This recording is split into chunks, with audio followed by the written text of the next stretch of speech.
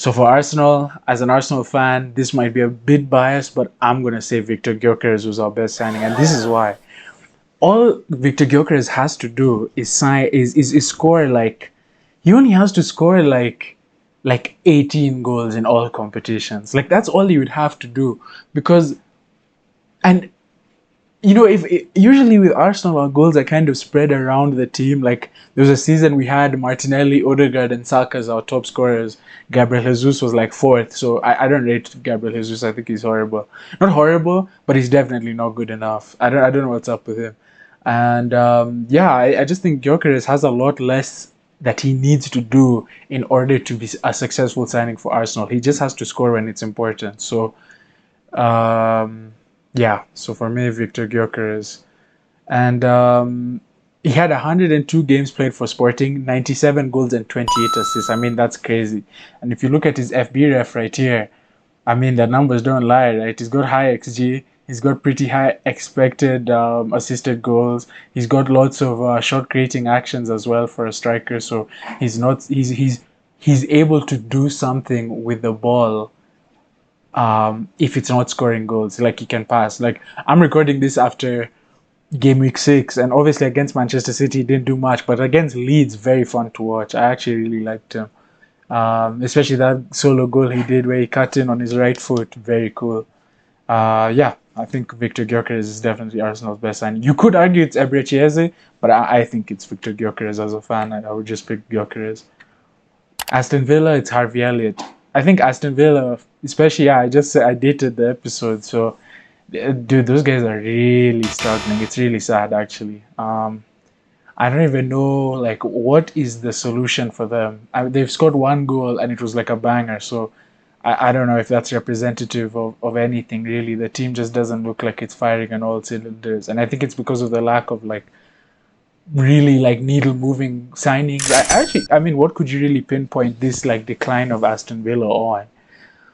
But yeah, aside from that, Harvey Elliott is a young guy. It's a loan with obligation to buy 35 million. So for Villa, it's already just financially a very good deal.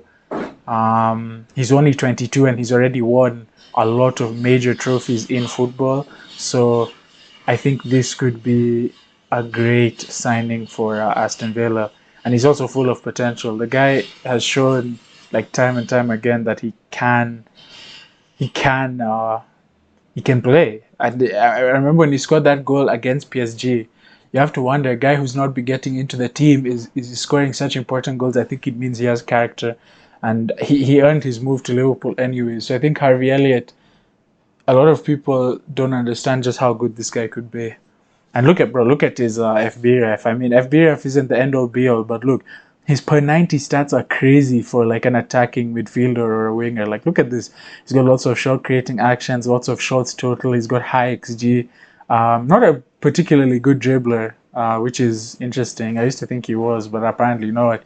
But he does make a lot of smart passes as well. And he does a lot of defensive work too, which is always appreciated. Yeah, now we'll move on to Bournemouth. Yeah, here we go. Adrian Trafford from I think they bought him from Rennes. Yeah, where Desiree Due was there. Desiree Dewey. Yeah, I mean 14.4 million euros as a transfer fee or pounds. Dude, that's nothing. Like, I mean, it's not nothing, but it's definitely not like. I mean, you're not breaking the bank to get this guy. So I think that's probably the best part of this signing. And he's already done a good job at replacing Milos Kerkez. Like, if that was the goal of this signing, then he's already like kind of succeeded in that aspect. Bournemouth are flying, and we're just happy for them. I like Bournemouth; they're a neat little team. They lost their whole defense, so maybe you could argue it's Diakite, but I think Adrian Trafford has been very good, and I think he's the best player that they have brought in. If you look at progressive passes received. He's a guy who's not afraid to push up with the ball. He's also decent at progressive carries, and he gets lots of. I mean, blocks not really that important, but I mean, if he needed to do it, he can do it. He's got pretty high XG and non-penalty goals for a guy who plays in his position as a fullback. So this guy I think will be a very good signing for Bournemouth. Adrian Trafford is great. Danga Utara for Brentford. Now, Brentford got done. That's the truth. This is not a good signing for Brentford because of how much they paid. I think they paid like 50 million for this guy, which is crazy. He's got 11 GA last season. He's got like one cool hat trick, and everyone thinks he's like the GOAT or something. And he's a good player. Like, the point is that Dango Utara is actually a very good player, but it's on overpay. Like, Brentford, there's a lot of weird stuff going on at Brentford. They employ the set piece coach as the head coach, very weird. I feel like there's definitely a better appointment they could have done there. But now look, Forest sacked Nuno Espirito Santo. Honestly, Brentford, give him a ring, because after you've seen what he did at Nottingham Forest, a team that I thought would get relegated, qualified for Europe, Espirito Santo is going to join a good club like West Ham or Brentford very, very soon. But that being said, he's a very good finisher. I think that's something you can give him. Like, when you, this is much less about the stats we have in front of us here.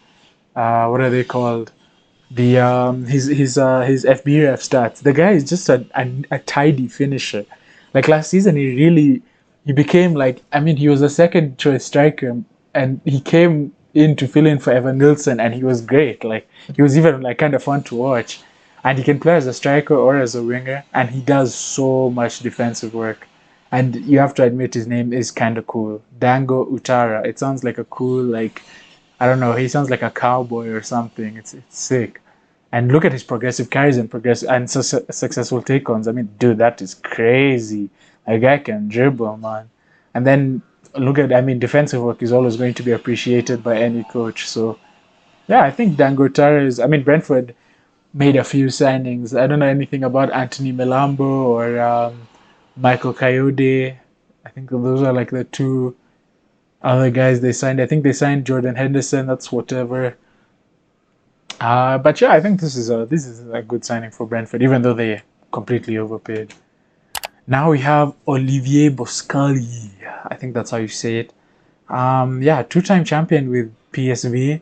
He gets to GA, 7 GA last season, 6 GA the season before. He's one of the most hipster centre backs of all time. He's 5'11" and can play as a CDM. And if you look at his FBref here, you can tell he likes to push up because he's in the 99th percentile for assists, expected assisted goals, non-penalty XG plus expected assisted goals, and shot creating action. So this is a centre back who likes to push, basically a defensive midfielder. And progressive passes, progressive carries. The guy can do it, man. He can passes attempted. This is a player you'd think would be at like Manchester City, but yeah, I mean, Brighton is also a good place to go to for these like kind of hipster signings. But I really like this guy. I think Olivier Boscali is going to be an amazing player for them. And even if he's not like a starter, like I think Maxim de Kuiper, I think that's his name, has been great. That's one of the best signings they've made. Actually, if I made this script like 2 weeks ago, after watching more of de Kuiper, I think he would be the best. But Boscali is not bad too. I like him. Jaden Anthony, I'm proud that I wrote this like 2 weeks ago. This guy has been on fire, man. Like, you know, when he was at Bournemouth, I didn't know too much about him. And then this season for Burnley, he's just been crazy. Like, obviously, he made a mistake that lost them the game against Manchester United by fouling Amad Diallo. But aside from that, dude, this guy, I think he has the second most points of any midfielder in FPL at the moment. So Jaden Anthony, man, hats off to you. He's a really good dribbler, pretty good. He gets lots of touches in the attacking penalty area, so it's hard to get to him when he's in the box. He also does a lot of defensive work. He's hardworking. And yeah, I like this guy, Jaden Anthony. Very good. And Burnley have also been just pretty impressive, I think. Chelsea, it's easy. It's João Pedro. I mean, it's a no-brainer. This guy is a generational like talent. João Pedro is so good. Like, under Bluco, this is their best signing since Cole Palmer. Like, the guy came in the Club World Cup. He came and scored 3 goals for them, I think, already. And he scored such a cool goal against Fluminense, his old team. He's a baller. He can play as an attacking midfielder. He can play on the wing, I think right wing. He can play as a striker. He's pretty tall. I used to think he was a short guy. He was actually a big dude. And He can hold up the play. He can play. Now, I mean, you could play him and Liam Delap at the same time. They've signed Emmanuel Omega, so even that guy, you could play both at the same time. You could even play him and Cole Palmer at the same time. Like this guy just unlocks the offense for Chelsea. So incredible signing. There's not. You can look at his FBref if you want, but the guy is just elite. But yeah, he has a really bad temper, which is funny. I think it gives him character, but yeah, horrible temper. Horrible. Remember when he grabbed the steward's glasses at Ipswich, I think. That's who they played. And he did that. Yeah, he's got a really bad temper, but still, extremely good player, man. Joe Pedro. I wish Arsenal signed him. Crystal Palace, Jeremy Pino. Yeah, dude, this is every football manager nerd in the comments is gonna be telling you, bro. This signing is crazy, man. This guy, he always goes to Manchester City or something, and he's always incredible in every football manager save that you have. And he's already one of the best players in La Liga that doesn't play for one of the big three teams, which is Atleti, Real Madrid, Barcelona. I play for Villarreal. And yeah, just look at his FBref there. Says they're going to play him as a midfielder. I think he's probably going to play as a winger for Crystal Palace, but still, look at these percentiles, man. Look at this. He's in the 99th percentile for assists, expected assisted goals. He's also 99th percentile in progressive passes received, so he's not afraid to play up with the ball. Touches in attacking penalty area, so it's hard to get to him when he has the ball in the penalty area. Progressive carries as well, so he's a pretty good dribbler. Extremely good dribbler, and he does defensive work as well. I mean, you're just gonna like a player like this, and they didn't pay a lot of money for him. I'm pretty sure it's like 30 million euros, which in today's market for a pretty good winger, like I don't know. I think this guy will look good, and he's filling in a big role. He's the Eze replacement, and I mean Eze is a Crystal Palace legend, so we'll just have to see if this pans out. But I like Jeremy Pino. I think this is their best signing. Yeah. Everton, Jack Grealish. I made this like even longer ago, and he's already looking way better than even when I made this. But even when I made this, 2 games, 4 assists, the guy already looks like he's back, man. And this is the kind of talent like he's always had as a footballer. I just feel like in a Pep football system, I don't think he obviously looks for wingers who can do this. I mean, we buy Savinho, Doku, Jack Grealish. These are players who are known for their flair. I think the notion that Pep beats it out of you is not completely true. It's more that like he wants you to use it sparingly. But look at him at Everton. I mean, he's even when you watch him play, I mean, if you don't want to listen to the numbers, don't. Because I mean, Noni Madueke has been incredible for Arsenal. He's not scored a goal or assisted anything, but when you watch Jack Grealish play, he's just a baller. Like, this guy is one of the best ball carriers in the Premier League at his age. Still incredible. Like, it's not even like his game is about pace. He's just so good at getting past people. And he'll do defensive work too. But I guess now at Everton, they're just going to give him the lease to do whatever he wants. But yeah, I think this guy, amazing signing for Everton. I hope they get him on a permanent. He'd do well there. Fulham, it's Kevin. Now, Fulham didn't even make that many signings, and I know why they did it. You wait until the end of the window so that you can get better prices for players, but they ended up paying for Kevin, like overpaying. They paid 40 million euros for 8 goals and assists, but he did start the season on fire with 5 in 5, bro. And I made this like 2 weeks ago, so after seeing him play, he's actually really good. Like, obviously not 40 million good, but he could you can easily see him growing into a 40 million euro player. So I think Kevin has been a great signing so far, and also I mean the numbers don't lie. He's in the 99th percentile for non-penalty goals, 96th for XG. He's better than 90% or 99% of players in Europe or midfielders for progressive carries and successful take-ons. And even when you watch him play, there's this cross he put into the box with his weak foot, outside of his foot, and it was such an accurate cross. This guy looks good, man. I like this. This is a player who will probably be playing for like an Inter Milan or something at some point, like in the near future. So Fulham will probably even make like a profit of this signing. Yeah, I like him. I think this is gonna be a good signing for them.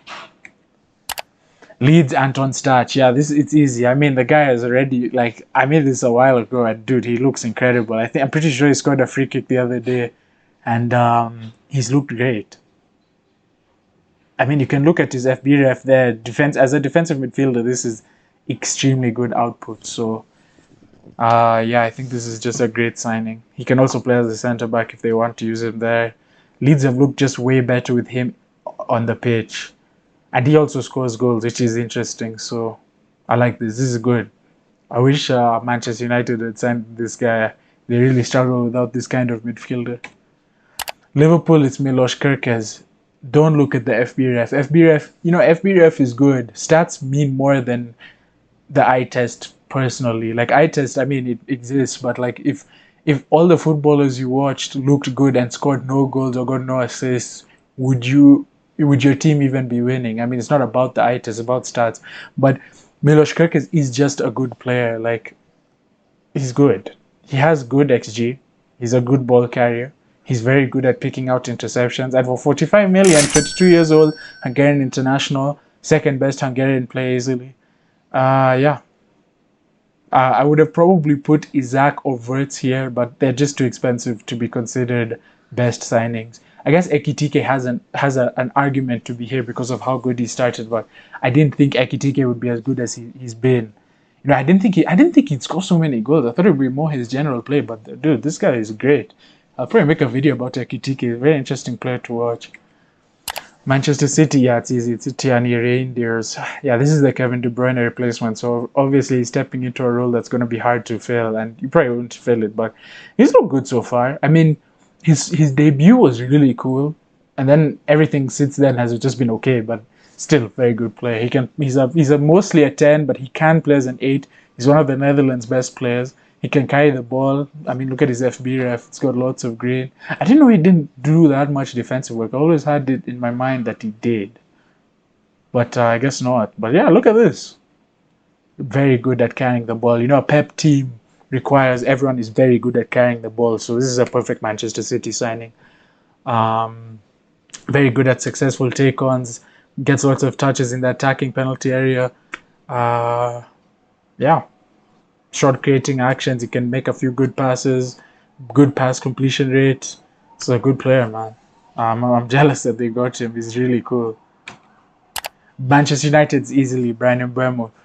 You guys know how I feel about Bryan Mbeumo. He's one of the best players in world football for me. Um, and a lot of casuals were saying, like Bouvi is a idiot. The guy said that Mbeumo is not good enough for Manchester United, but I'm pretty sure Mbeumo had more GA than any other player at Manchester City, except probably Haaland. So I mean, I don't know what the hell that guy is talking about, but dude, 27 GA for a team with no European football. I mean, this guy is incredible. Like, it's just, you know what it is? It's just because he's lacking like that aura. Like, this is an Olise-esque player, but because he doesn't have like Olise aura, no one like hypes him up. But Bryan Mbeumo is so good. I don't even know why he's gone to Manchester United. He could have probably, I don't know, I guess Arsenal would be a cool place for him to go as well. I would love to have him at Arsenal. This guy he'd be incredible. He was responsible for 42% of Brentford's goals. I mean, it doesn't even sound real. Like, I love Bryan Mbeumo. This is my favorite player outside of the Big Six. Well, now I guess he's in the Big Six, but his underlying stats don't even point out. This is just a guy who gets the job done. He's not even playing in his position. He's playing as an attacking midfielder, as a right winger. I hope Amorim gets sacked so that they can play him on the right wing. I think that is a more worthwhile investment because this guy can carry your team. He's done it for Brentford. I don't see why I can't do it for Manchester United. So let's just hope that happens. Newcastle United. It was hard to not put Nick Voltemade here, and it's probably because his underlying numbers were crazy, but they paid 90 million for a guy who was playing in the second tier of German football like 2 years ago. Like, dude, that's crazy. The price it ruins it. And I mean, will he cut it to the Prem? He's got a goal in his debut, but the other game he played, he was okay. I don't think he'll be bad, but yeah, 90 million, no way. Malik Tao for 40. Malik Tao? I don't know how to say his name. We'll call him Malik. Bro, Malik for 40 million euros. Or Malik. I don't know, this guy. For 40 million euros, that's decent. I mean, bro, for a forward, you're paying 40 million euros for Omari Hutchinson. So, no, for a defender, this is a good signing. He's not that good defensively, which is weird. He's actually a pretty bad defender, but I don't think he got like a fair shake at AC Milan. Like I think at Newcastle, he will be marginally better. Like if you look at his FB rep, I'm pretty sure this will increase by 20 to 30%. This will increase by probably 30%. This will probably increase by a lot. Newcastle face a lot of shots, and their defense has been good this season. It's just the forward line hasn't really clicked yet.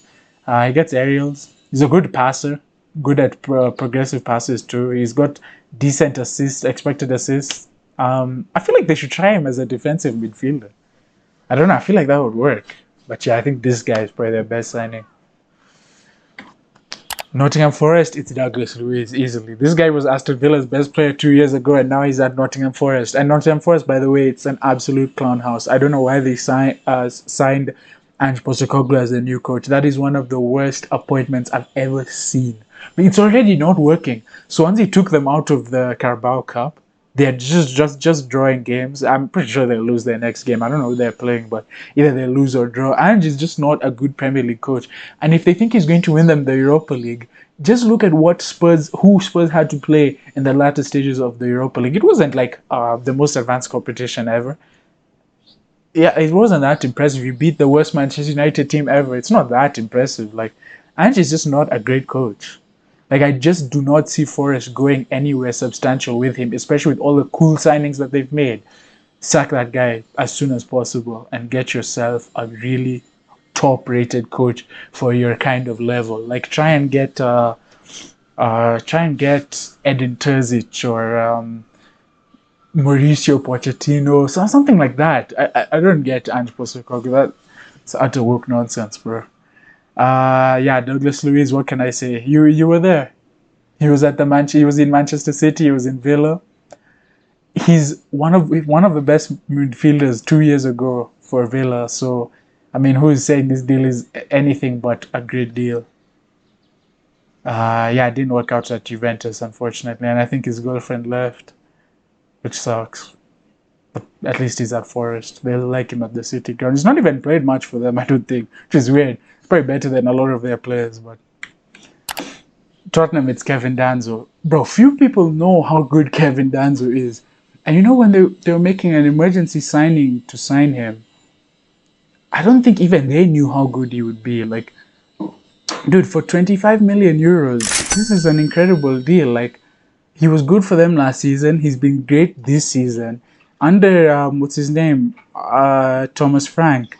Or he'll be a great player. Like, bro, there's no doubt in my mind that Kevin Danzo is going to be a very, very good player. Bro, for 25 million euros, that's almost half what Newcastle paid for Malik Diaw, unfortunately. And dude, look at his underlying numbers. He can progress the ball. He can play as a defensive midfielder. He gets expected assists. He takes lots of shots for a centre back, which is okay. That's weird.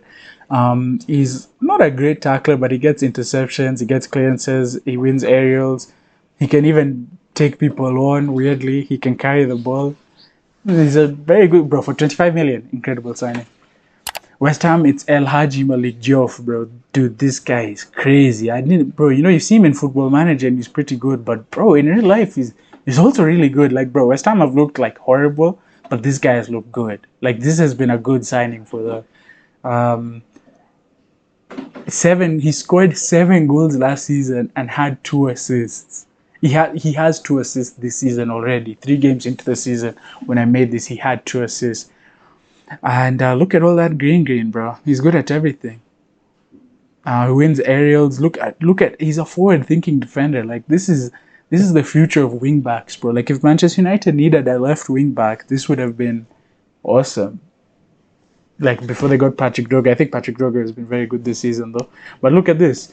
I mean, getting good left backs isn't easy either. So, 22 million euros. This is good. This is a great signing. I hope West Ham sack Potter and get themselves Espirito Santo or I don't know who else is on the market, but just get rid of Potter. This guy stinks.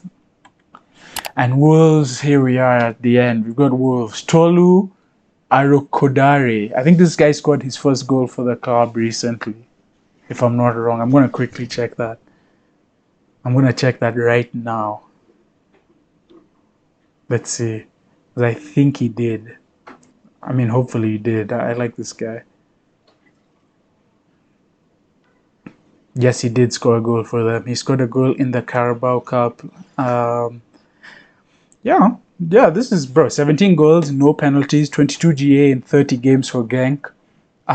Look at his attacking numbers. This is crazy. You rarely see strikers like this in FBref. Like, in all the research I've done for these videos, rarely have I seen strikers with numbers like this. And yeah, 26 million euros for this guy. I don't even think he's a really old dude, and he's really tall. I think he's a tall guy. I think he's like 6'5" or something like that. Yeah, it's just a cool signing as well. Another Nigerian striker. Like, can he get into that national team and do some cool shit? I hope so. And yeah, this is a great signing, man. And yeah, 26 million euros. It's just a good deal. And he'll do defensive work, and he's a tall guy, so in corners you're just gonna love having him. Yeah, Wolves. Oof, what a bad way to start the season. That's 0 wins from 6, I think. I think they'll get it. Well, I mean, the promoted teams this season have been amazing. They've been way better than I thought they'd be. I didn't even think Sunderland would survive the Premier League. Now I think they're probably the most likely team of the promoted ones to stay up. I think they'll stay up regardless. I'm going to stand by that. I don't think they're going down. The signings they've made, I'm going to make a whole video about Sunderland. They've been such an interesting team. Did I even put them in this video? Oh, I skipped the slide. Look, Granit Xhaka. No, let's quickly do that. This is the biggest transfer coup since Tevez to West Ham. Yeah. How do you get a Champions League captain to move from the second best team in Germany to join a team that could be relegated? That's all I have to say. This guy is incredible. He's so good that I wish Arsenal bought him back. Because if he was available, he's better than Christian Norgard, so why not? I love Granit Xhaka, so this is an amazing signing, and he's already made an impact. Sunderland have 9 points already, or 8 points, and they're only 4 points away from equaling what Southampton had all season last season. So, that tells you the levels of brilliance at Sunderland. To get this guy, incredible signing. Yeah, and I think that's everything for this video. So there's going to be a next video that's going to be defining success for every team in the Premier League. And that is everything from me, guys. There was a lot of sound, like weird background sounds in this video today because I record all these all these videos in my room, and there's so much shit that happens outside.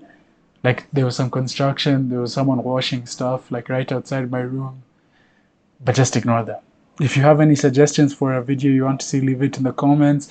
I am kind of back. I was having problems like finding a place to record. I was also just busy with other projects, but yeah, I'm gonna try and post like 2 more videos, then go on a hiatus again. And yeah, thank you guys for watching the video. I will see you later.